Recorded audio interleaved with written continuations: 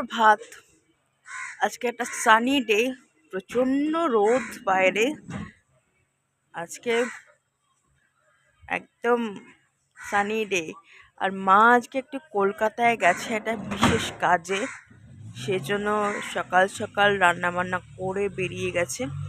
আর প্রচুর জামা কাপড় কেচেছে সকাল সকাল। তো এই হচ্ছে ব্যাপার। তো বাবা যেরকম কাজে বেরিয়ে যায় সকাল সকাল, সেরকম বেরিয়ে গেছে। আর আহ, আহ, মা বাড়িয়েছে কলকাতাতে। তো বাবার সাথে বেরোনোর সময় আর দেখা হয়নি মার।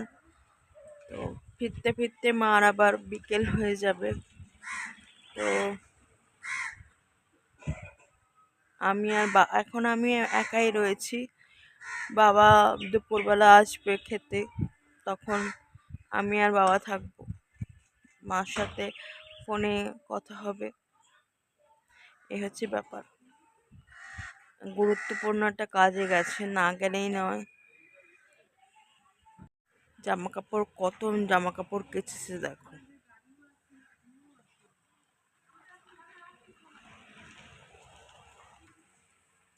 আমাদের জামা কাপড় প্রত্যেক দিন এত এত জামা কাপড় কাঁচা পড়ে।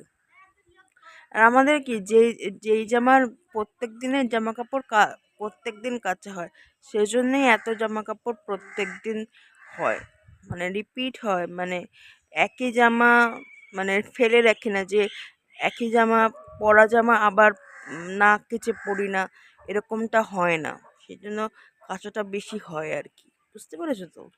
দেখো আজকে কত জামা কাপড় কেচেছে। এখানে ভাত, এখানে ডাল, আর এখানে মাছ, আর ওখানে একটু চাটনি করেছে।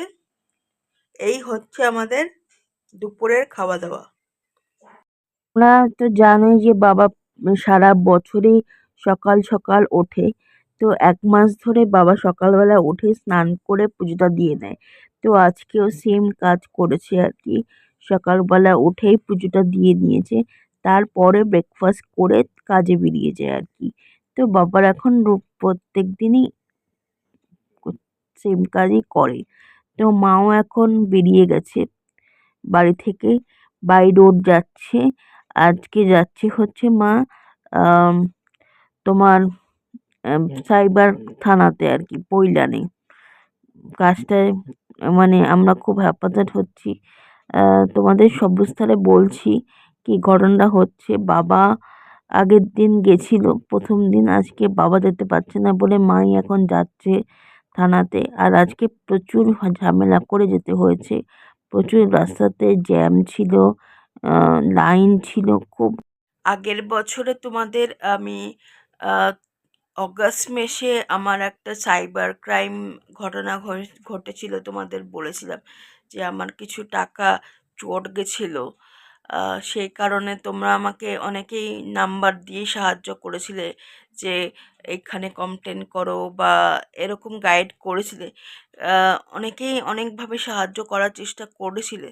তো আমাকে একজন নাম্বার দিয়েছিল, সেন্ট্রাল সাইবার ক্রাইমের নাম্বার। অন মানে হোয়াটসঅ্যাপে ফোন করে কন্ট্যাক্ট করতে হয়।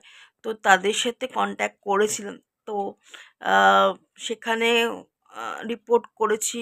তারপরে বাবা নিজে পৈলানে গিয়ে, আমাদের যেহেতু মহাস্তলা থানা আমাদের পৈলানে পড়ে, তো পৈলানে গিয়ে কমপ্লেন করেছিল।